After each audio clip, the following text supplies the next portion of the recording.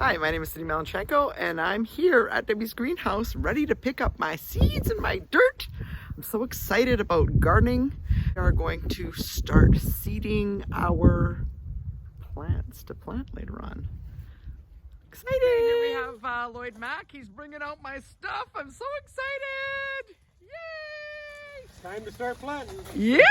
Here is my growing stuff that's ready. You're going to need some dirt, a container, and some seeds.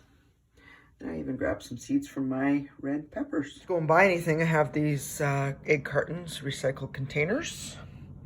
And you can even use the eggs in the egg carton so it doesn't go soak. Okay, so I would get everything ready because tomorrow we're gonna start planting.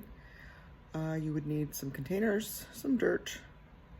Seedling starter would be optimal, but if you don't have that, just get any dirt.